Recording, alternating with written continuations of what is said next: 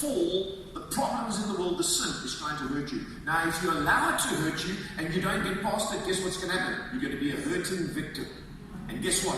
Hurt people hurt people. You've heard me say that for years. Hurt people hurt people. Number 3, remember this. Life is trying to lower your self-esteem. So what do? Do you project yourself and become all proud? I know who I am.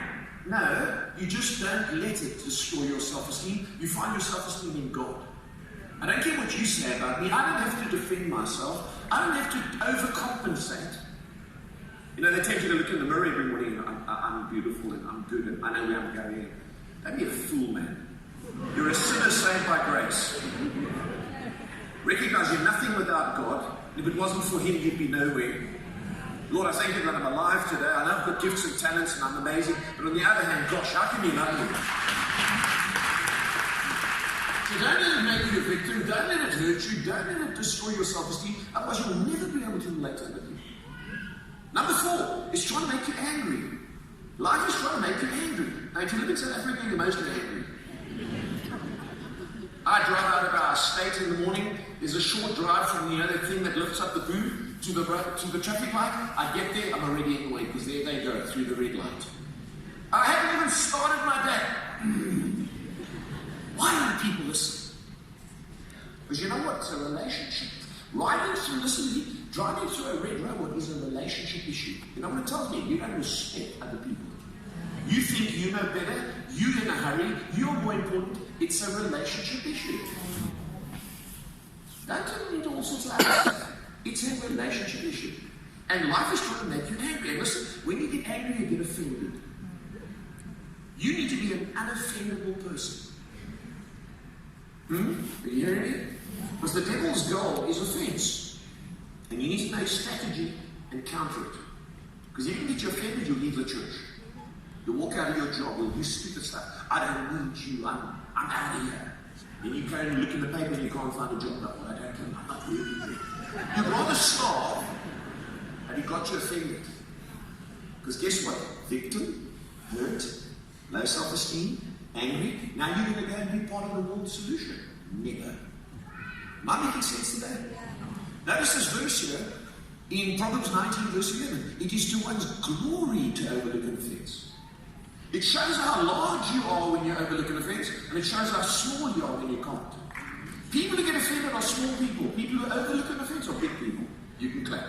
Yeah. Sorry, I thought there were a couple of people who wanted to clap. Mark Batterson said this, and I think it's very true. He's a pastor in Washington, D.C. He said, when you take offense, you start playing defense with your life. Isn't that the truth? You get offended, now you start defending and attacking. No, we mustn't be like that. And the world is out to do that to you. Number 5 here this morning is life is trying to isolate you. We talk about relationships today. So if it can hurt you, make you a victim, get you angry, guess what? It's trying to isolate you so that you say, I'm sick and tired of people. I used to go to church, but I don't anymore. You know, I used to go to my family, but they all make me sick. And men don't talk to me about me. And women, they're all female dogs. No, don't become like that. You're not part of the world solution. You're part of the problem. Can you say amen? Amen. And it's so important for us to understand that God's created us to relate. And it's not good for your health to be isolated. Interesting, in this book by John Ortberg, he says one of the most thoroughly researched projects on relationships is called the Alameda County Study, headed by a Harvard University social scientist. And he said they tracked 7,000 people over 9 years, and they watched. And he said researchers found that the most isolated people were 3 times more likely to die than those who had strong relationships. It's not good for your health to be isolated. It's good for you to be in relationships. Ever thought about God is actually in relationship, the Father, the Son, and the Holy Spirit? The Trinity. And that's why in Genesis says, let us make man in our image. Let's create him for relationship. You're incredibly unknown. That's why the most perfect man in Laban was only one who was called Adam. The most perfect man, when having looked at everything in life, God gave him everything, the world was perfect, he was perfect, but he still needed somebody. We've been created for a relationship.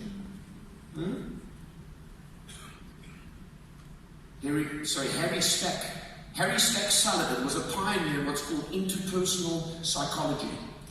And he speaks about the challenge of being hurt in relationships. And he says it takes people to make people sick, and it takes people to make people well.